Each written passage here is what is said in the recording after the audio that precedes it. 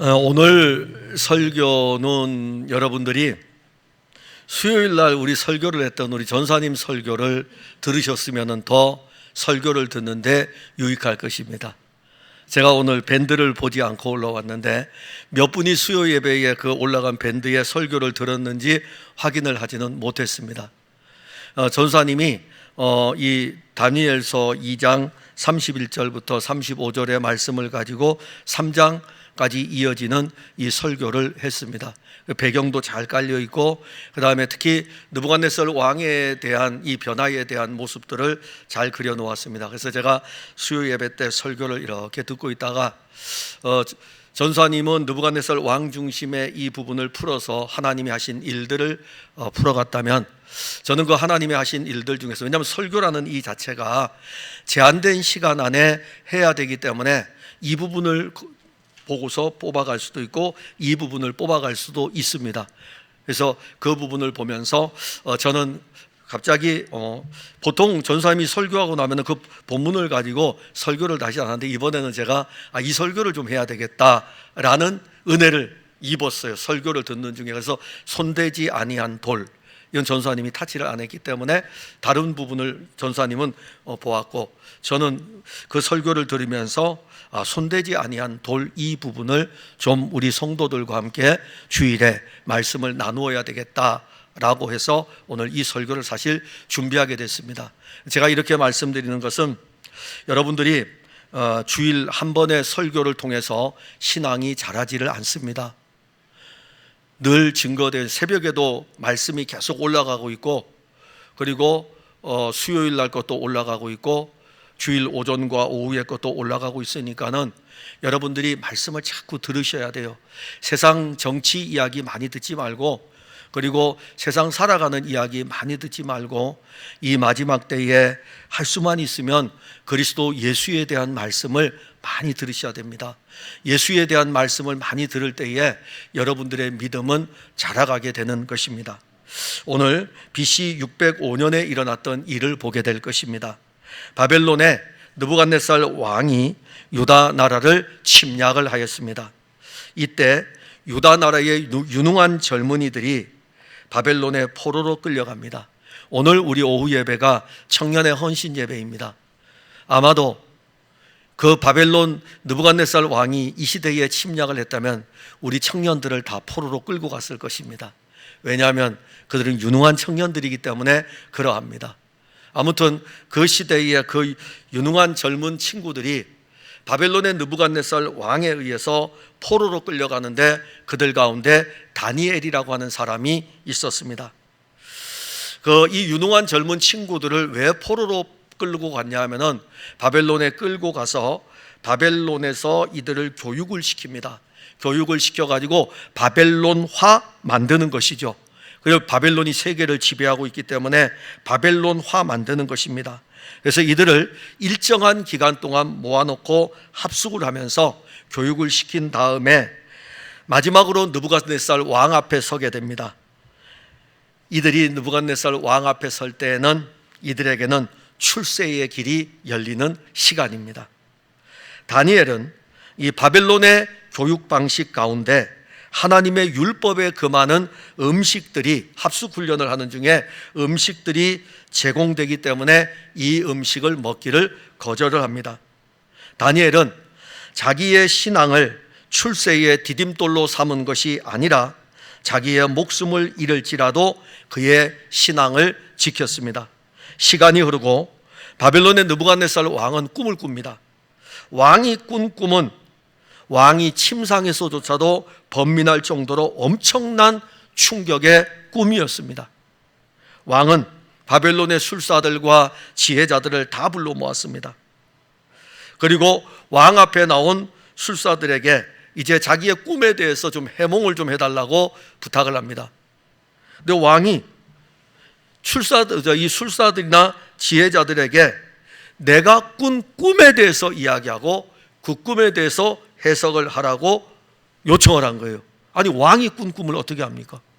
왕이 이야기를 하지 않는데 왕이 꾼 꿈을 어떻게 알 수 있겠습니까? 왕이 자신이 꾼 꿈을 이야기하고, 그리고 그 해석을 해달라고 하니 술사들과 지혜자들이 도대체 이게 어떤 일이냐 이거죠. 왕이 자기 꾼 꿈을 이야기하고 난 다음에 이 꿈에 대해서 해석을 해달라고 하면 될 텐데, 이번 이 사건은 아주 오래전에 요셉의 사건과는 정반대입니다. 꿈조차도 알려주지 않고, 먼저 이야기하지 않고, 그리고 그 꿈을 해석해달라고 요청을 하고 있는 것입니다.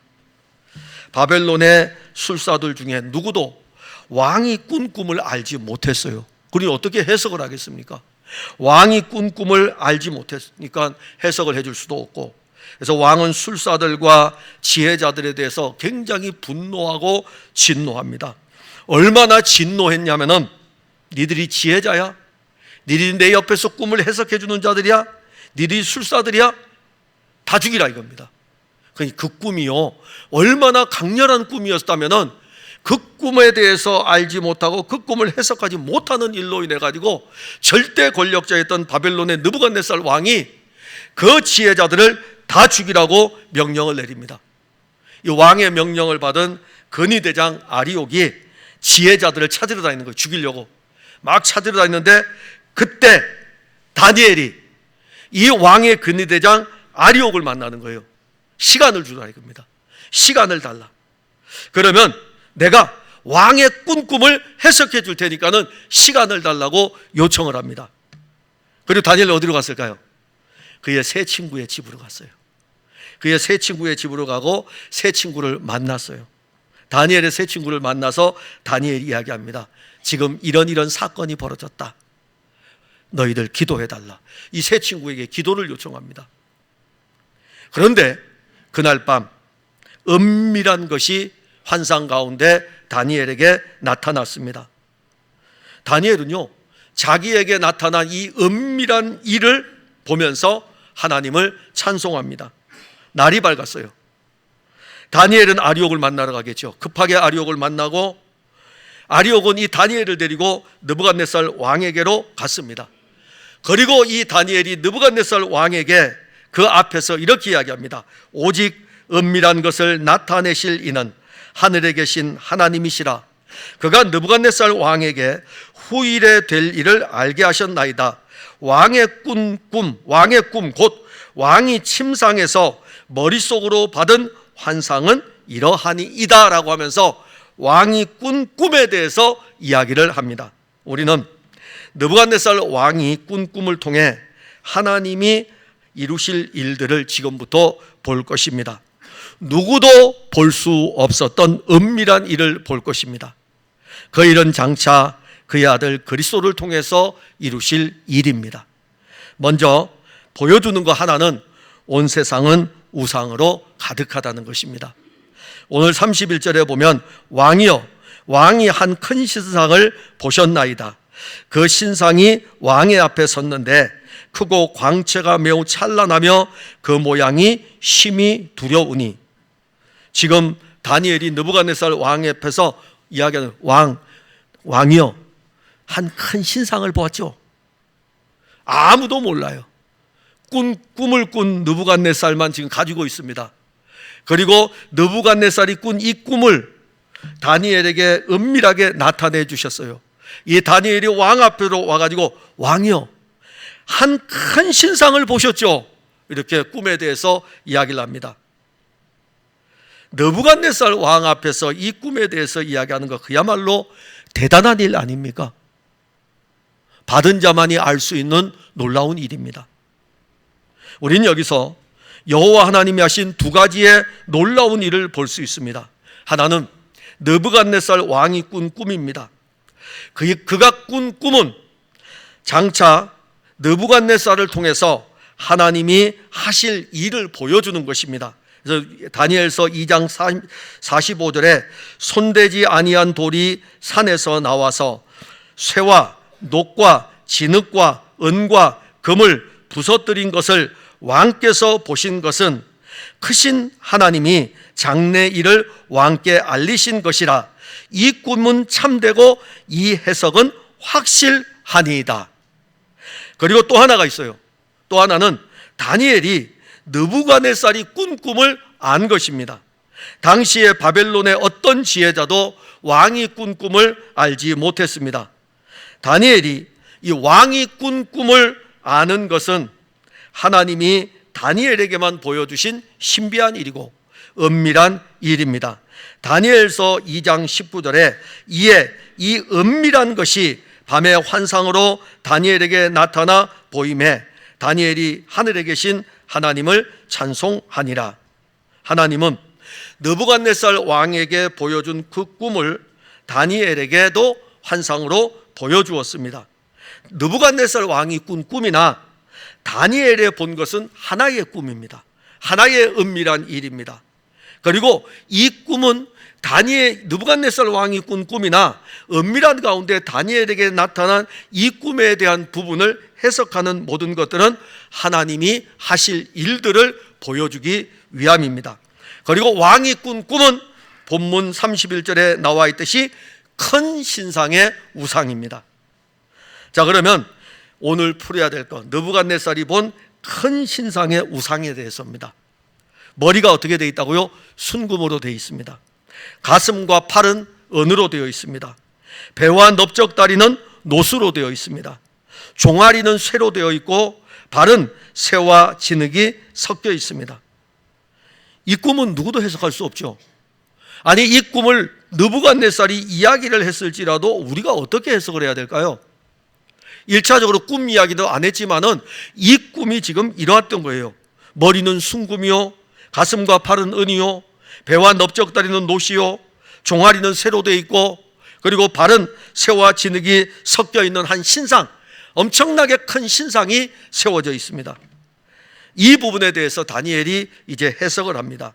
물론 이 해석도 하나님이 다니엘에게 알려준 은밀한 일입니다.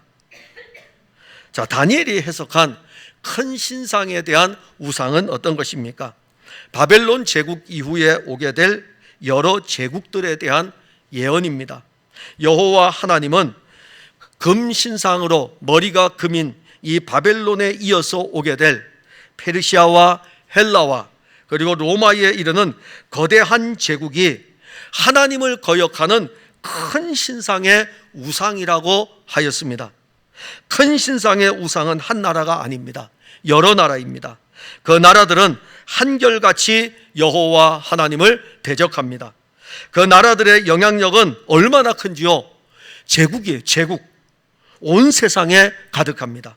바벨론과 페르시아와 헬라와 로마는 세계를 지배했던 강대한 제국들입니다. 그래서 여호와 하나님은 큰 신상의 우상을 보여주신 것입니다.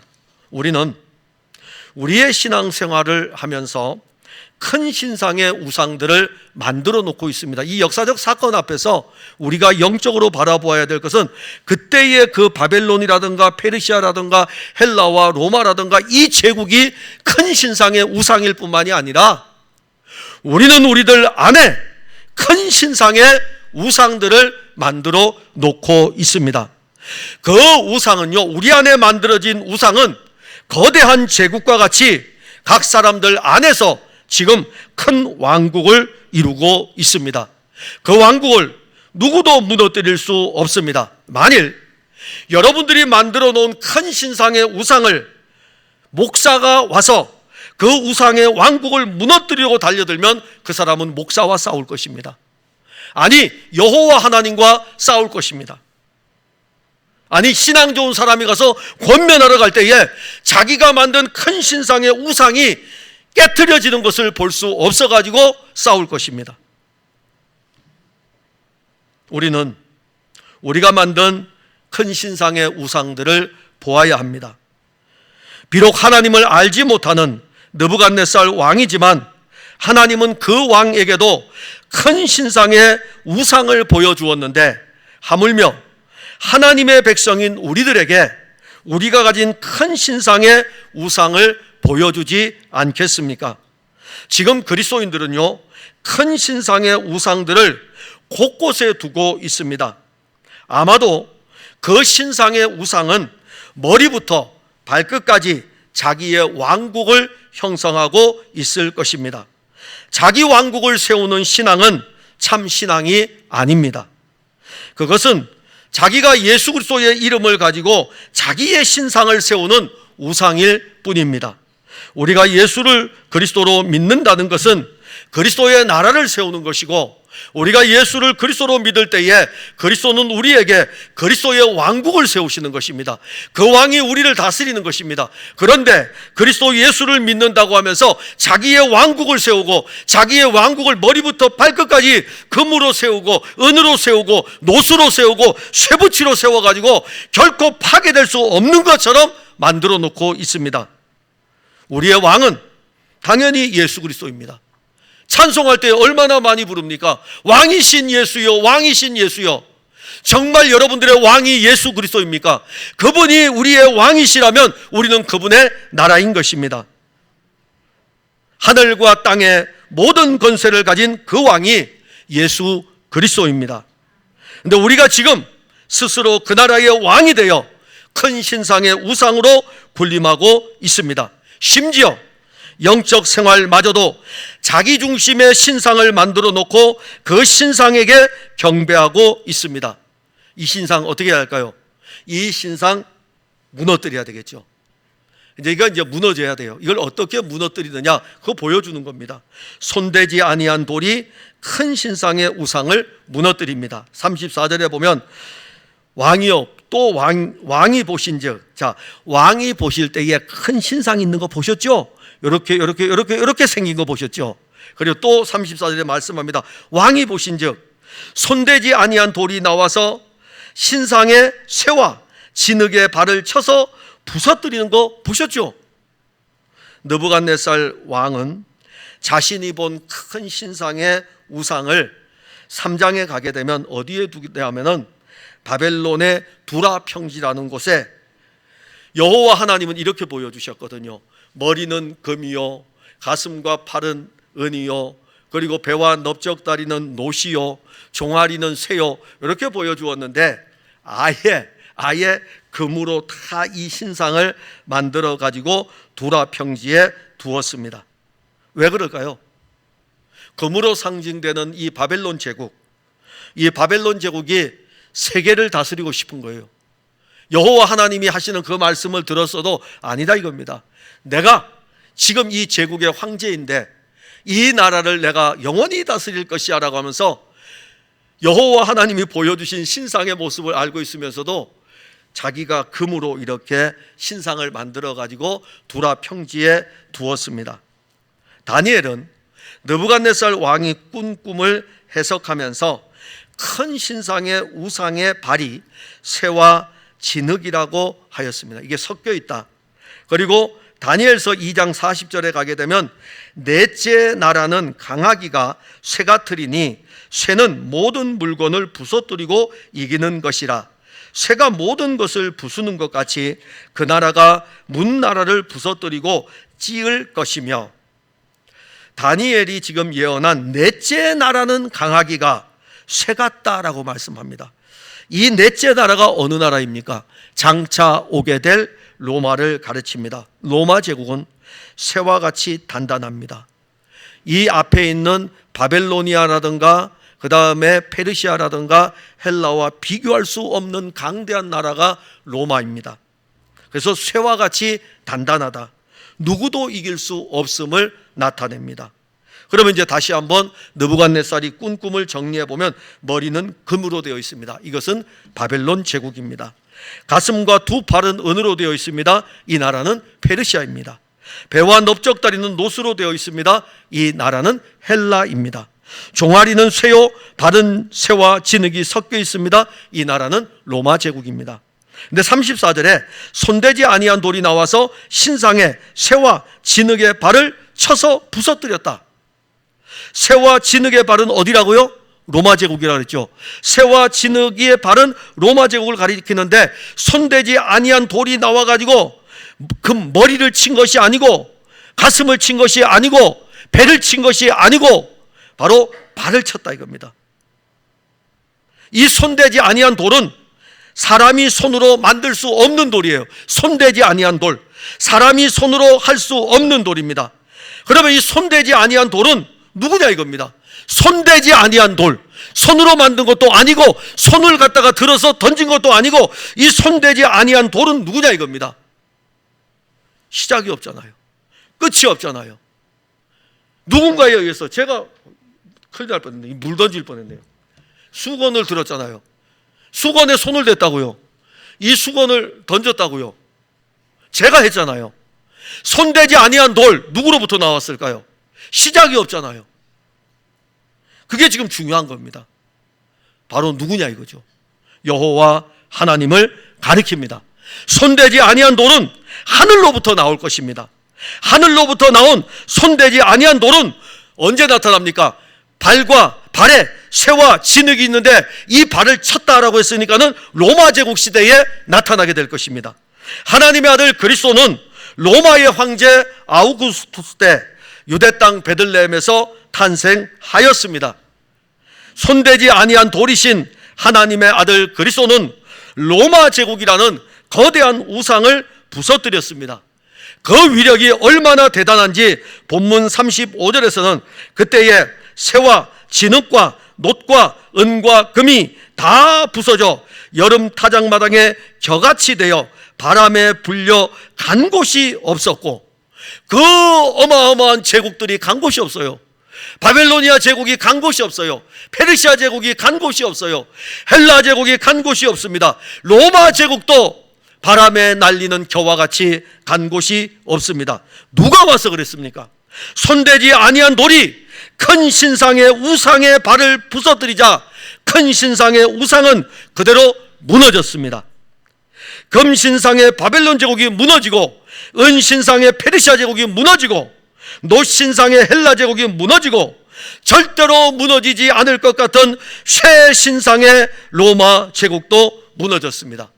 손으로 되지 아니한 돌 예수 그리스도는 이 세상에 세운 거대한 신상의 우상 제국을 무너뜨렸습니다.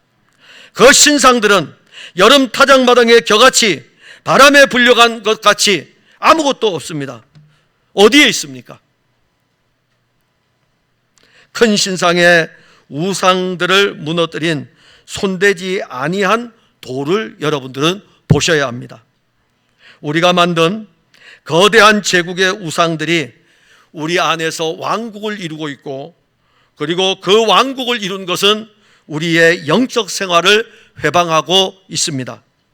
자기중심의 영적 절대 권력의 우상이 누구의 것도 받아들이지를 않습니다. 저는 장로교 고신측 목사입니다.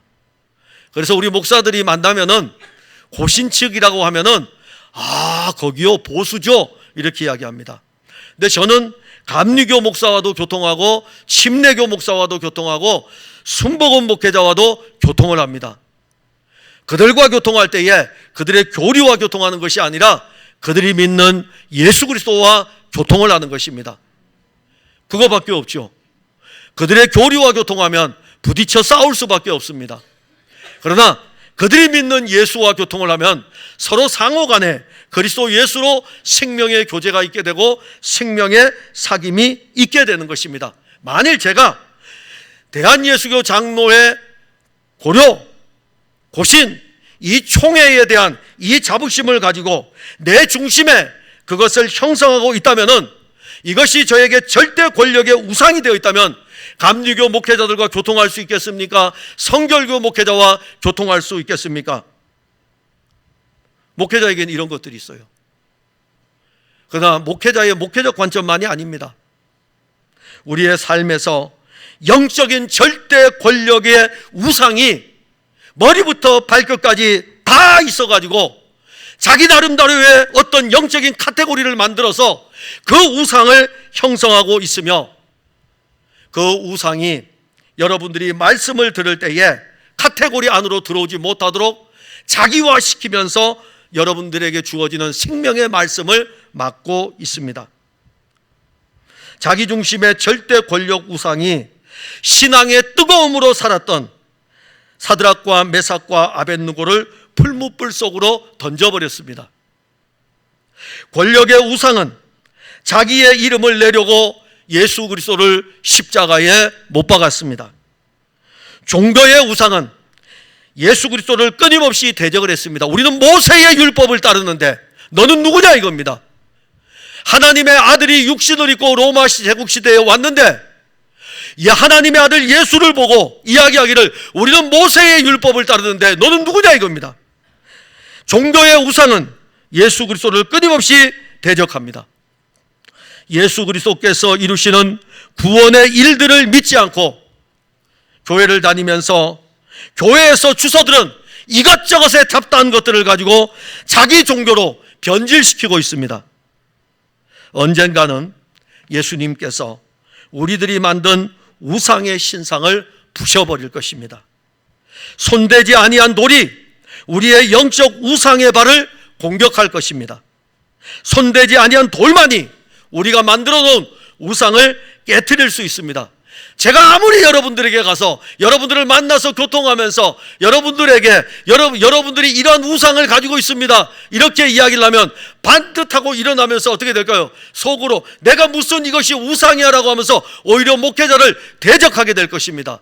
그러나 저는 알 수 없지만 제가 증거하는 예수 그리스도는 여러분들이 가지고 있는 우상을 깨트려 버릴 것입니다. 제가 하는 일이 아니에요. 그리스도 예수가 여러분들에게 가지고 있는 초롱성같이 쌓아놓고 있는 자기중심의 우상을 깨트려 버려가지고 발을 공격을 하여가지고 쇠붙이처럼 강한 그 부분을 공격해가지고 무너뜨릴 것입니다. 저는 우리 예수님께서 이 설교를 사실 작성을 하면서 이 부분을 이렇게 했어요. 주님이 이 시간에 우리의 우상들을 깨트려 주기를 원합니다. 우리가 가진 우상의 신상이 부셔지기를 원합니다. 그런데 오늘 세 번째는 더 중요합니다. 손대지 아니한 이 돌이 태산을 이루고 온 세계에 가득할 것이다. 35절에 보면 그때에 새와 진흙과 놋과 은과 금이 다 부서져 여름 타작마당에 겨같이 되어 바람에 불려 간 곳이 없었고 큰 신상의 우상은 간 곳이 없었고 우상을 친 돌은 태산을 이루어 온 세계에 가득하였나이다. 해석을 해준 거예요. 느부갓네살 왕이 꾼 꿈의 해석은 참으로 놀라운 일이 일어날 것을 분명히 말씀합니다. 손대지 아니한 돌이 세계의 제국들을 무너뜨리는 엄청난 일. 어떻게 바벨론 제국이 무너지느냐 이겁니다. 그 강대한 페르시아가 어떻게 무너집니까? 세계의 지혜였던 헬라도 무너지고 강력한 나라였던 로마 제국도 어떻게 무너질 수 있을까? 제가 지금 여러분들에게 이 설교를 하면서 분명 제가 언급했던 이 나라들은 역사에 등장하는 나라들인데 이 역사에 등장하는 이 제국들이 무너진 것을 역사는 증명을 하고 있습니다. 역사는 그 제국이 어떻게 무너졌을까 연구하고 그리고 논문도 쓰고 그러하지만 성경은 우리에게 정확하게 증거하기를 손대지 아니한 돌이 출현하여 가지고 이 제국들을 무너뜨렸다. 큰 신상의 우상은 제국의 왕들의 절대 권력의 상징입니다. 심지어 느부갓네살 왕은 다니엘로부터 여호와 하나님이 하시는 일을 들었음에도 불구하고 오히려 두라 평지에 자기를 위한 금으로 된 신상을 만들었습니다. 그리고 그 신상 앞에 모든 백성들을 불러 모아가지고 그 신상 앞에 경배하도록 하였습니다. 이 신상 앞에 절하지 아니하는 자는 풀무불 속에 던져 넣는데 평소보다 7배나 더 뜨겁게 한 풀무불 속에 던져 놓도록 할 정도로 엄청난 형벌이 지금 가해지고 있습니다. 무너지지 않을 것 같은 제국은 역사의 주권자이시며 진행자이신 여호와 하나님이 말씀하신 대로 무너졌습니다. 우리는 제국의 무너짐보다 더 엄청난 놀라운 일을 보게 됩니다. 우상을 친 돌이 태산을 이룰 것이다. 우상을 친 돌이 온 세계에 가득할 것이다. 이 계시의 예언의 말씀을 합니다.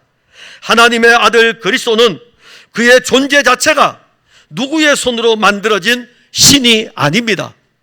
여러분들이 만든 신이 아니에요. 예수님은 여러분들이 만든 신도 아니고 제가 만든 신도 아니고 예수님은 누구로부터 만들어진 신이 아닙니다.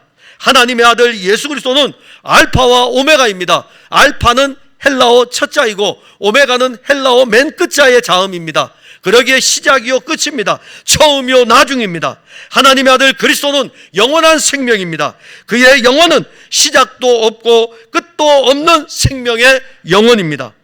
누가 하나님의 아들 그리스도를 손으로 만들었습니까? 여러분들은 만들어 놓고 큰 신상으로 섬기고 있죠. 여러분들이 만든 예수는 가짜라니까요. 여러분들이 예수를 만들어 놓고 신상을 세워놓는 것은 다 가짜예요. 그거 아니라고요. 우리가 만드는 예수가 아니고 손대지 아니한 돌, 알지 못한 그분 존재 자체도 시작도 끝도 없는 영원한 그분, 세상을 지배한 그 어떤 절대 권력자도 하나님의 아들 그리스도를 만들지 못합니다. 손대지 아니한 영원이신 하나님의 그리스도께서 로마 제국의 절대 왕이며 가장 존귀한 왕으로 불렸던 옥타비아누스, 즉 아우구스투스, 그 이름이 원래 권력을 잡을 때의 그 왕은 옥타비아누스인데 그 왕이 얼마나 대단한 왕이었는지 로마인들이 이 황제에게 붙여준 이름, 가장 존귀한 자 아우구스투스로 붙여준 거예요. 그 가장 존귀한 자, 로마인들로부터 가장 존귀하다고 불려졌던 그 아우구스투스 때 이 세상에 하나님의 아들이 육신을 입고 왔습니다. 육신을 입고 온 하나님의 아들, 그 이름은 예수입니다. 하나님의 아들 예수는 바벨론 제국에서 로마 제국으로 이어지는 큰 신상의 우상을 부숴버렸습니다. 하나님의 아들 예수 그리스도의 십자가는 제국의 권세를 부쉈고, 하나님의 아들 예수는 유대 종교의 전통과 가치를 부숴버렸습니다. 하나님의 아들 예수 그리스도의 부활은 큰 신상의 우상을 깨트린 분명한 증거였던 것입니다. 그가 만일 십자가에 달려 죽으시고 사흘 만에 부활하지 아니했다면 큰 신상의 우상을 어떻게 부서뜨린 증거가 되겠습니까? 부활하신 예수님은 제자들에게 오직 성령이 너희에게 임하시면 너희가 권능을 받고 예루살렘과 온 유대와 사마리아와 땅끝까지 이르러 내 증인이 되리라고 하였습니다. 부활하신 예수님은 승천을 앞에 두고 제자들에게 성령을 약속하셨습니다. 성령이 오시면 손대지 아니한 돌이신 그리스도의 복음은 태산을 이룰 것입니다. 이게 얼마나 놀라운 일입니까? 저 베들레헴에서 출생하신 하나님의 아들 예수, 나사렛에서 30년 동안 목수의 아들로 살았던 예수, 3년 6개월 동안 자신이 하나님의 아들 그리스도라는 것을 증거하면서 사역을 하셨던 예수, 그 예수가 로마의 권력과 유대의 종교에 의해서 십자가에 못 박혀 죽었습니다. 사흘 만에 부활하심으로 말미암아 그분이 하나님의 아들인 것을 보여주었습니다. 40일 동안 부활하신 몸으로 제자들과 함께 다니시다가 하늘로 승천을 하실 때에 성령을 약속하셨습니다. 그때 남은 무리들의 수가 120명입니다. 이들이 태산을 이룬다고요. 이들이 태산을 이룹니다. 이들에 의해서 태산이 이루어졌어요.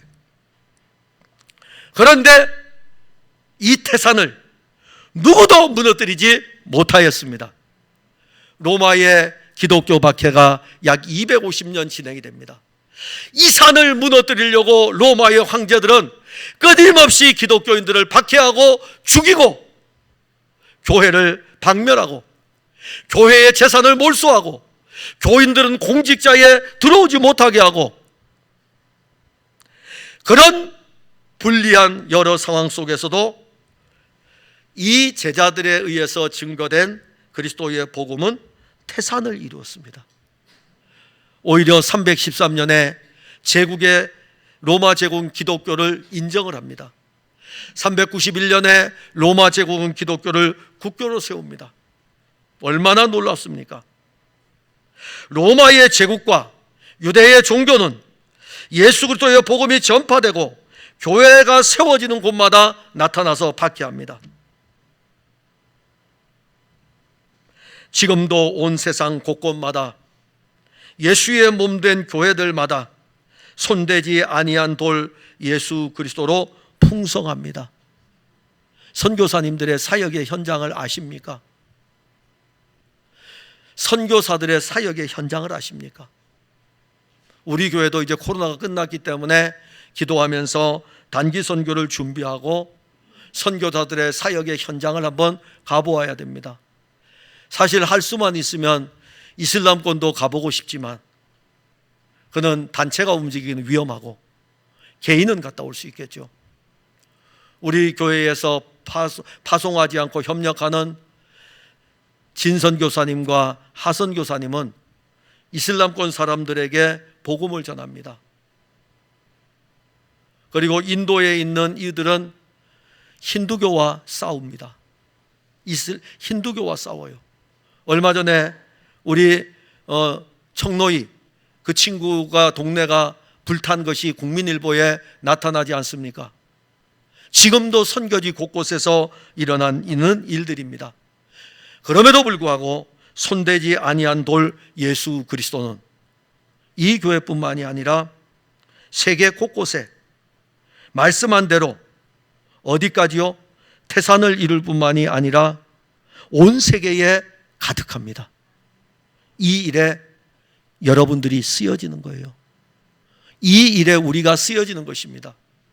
여러분들의 기도가, 여러분들의 물질이 태산을 이루고 영혼을 구원하는 이 일에 손대지 아니한 돌로 쓰여지는 것입니다. 지금도 더 확장되어져 가고 있습니다. 그래서 이 예수 그리스도의 나라는 이제 누구도 무너뜨릴 수 없는 영원한 나라이며 영원한 왕국입니다. 그래서 다니엘은 이 부분을 해석을 하면서 이 해석의 결론입니다. 다니엘서 2장 44절에 이 여러 왕들의 시대에 하늘의 하나님이 한 나라를 세울 것이다. 하늘의 하나님이 세우는 나라입니다. 이것은 영원히 망하지도 아니할 것이요 그 국권은 다른 백성에게로 돌아가지도 아니할 것이요 도리어 이 모든 나라를 쳐서 멸망시키고 영원히 설 것이다. 하나님이 세우실 한 나라, 영원한 왕, 영원한 왕국, 바로 손대지 아니한 그 돌에 의해서 세워질 것입니다. 다니엘은 장차 서게 될 그리스도 예수의 나라에 대해서 예언을 한 것입니다. 다니엘의 예언대로 이 세상에 오신 손대지 아니한 돌 예수 그리스도는 그의 나라를 이루었습니다. 그의 나라는 태산을 이루었습니다. 그의 나라는 지금 온 세계에 가득하고 지금도 선교사님들에 의해서 확장되어져 가고 있습니다. 주 예수의 나라는 세상의 왕국과 같은 영토에 있지 않습니다. 이제 손대지 아니한 돌 예수 그리스도의 나라는 성령으로 믿는 우리들 안에 이루어지고 있습니다. 손대지 아니한 돌 예수 그리스도는 제자들에게 그런즉 너희는 먼저 그의 나라와 그의 의를 구하라고 했습니다. 그 돌이 이미 우리에게 왔습니다. 그 돌이 우리에게 오므로 우리가 그동안 섬겼던 큰 신상들의 우상은 부서졌습니다. 손대지 아니한 돌은 우리들의 신상인 우상을 깨트리고 우리 안에 자신의 나라로 큰 산, 그리스도의 나라로 우리 안에 큰 산을 이루려고 합니다. 우리 안에 예수 그리스도가 확장되어져 가는 것은 은혜가 일어나는 것이고 은혜가 충만한 것이고 이런 일들이 일어나는 것은 우리로 하여금 장성한 그리스도의 분량에 이르러 아름다운 성령의 열매를 맺게 하는 것입니다. 지금도 예수 그리스도는 그의 말씀으로 우리 안에 여러분들의 세계를 채우는 것이 아니라 우리 안에 그리스도의 세계를 채워가고 있습니다. 그리스도의 세계로 채워지면 가치관이 바뀌어요.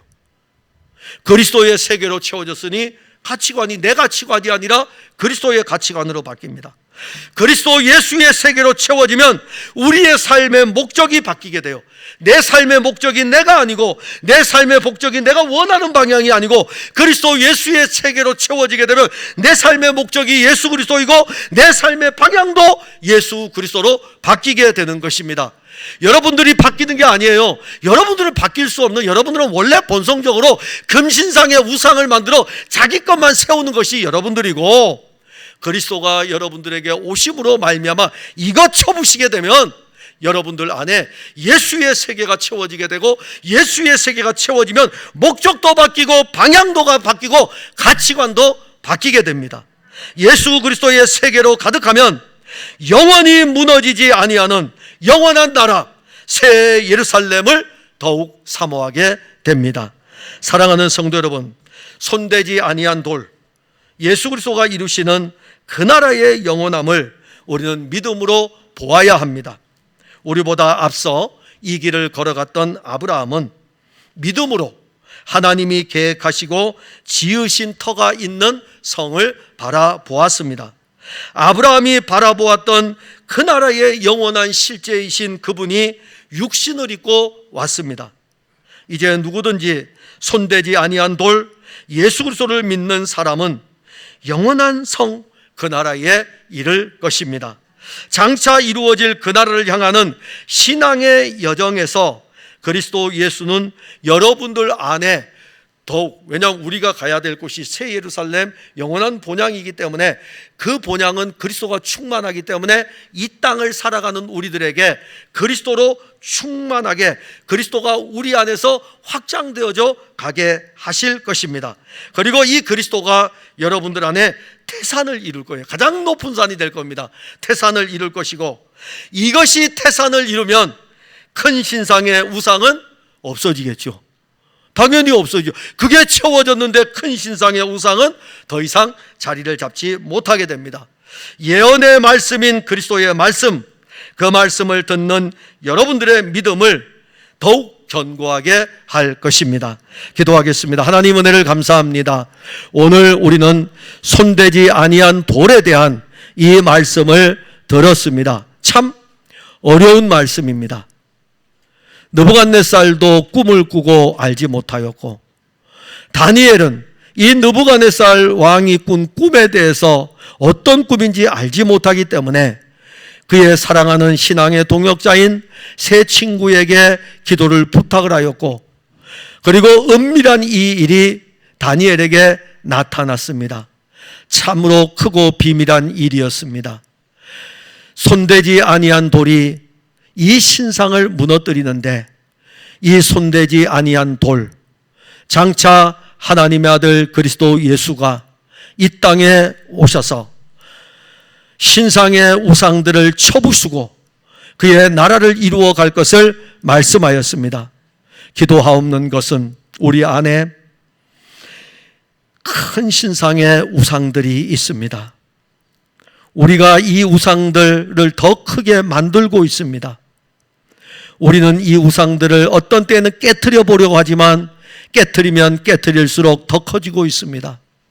주 예수 그리스도, 손대지 아니한 그 돌이 큰 신상의 우상들을 깨트리시고 그리스도 예수가 우리 안에 태산을 이루고 그리스도 예수가 우리 안에 점점점 확장되어져 가게 하옵소서. 그리하여 우리로 하여금 그리스도의 나라와 그 왕국 안에서 살고 그 왕국을 또한 보게 하여 주옵소서.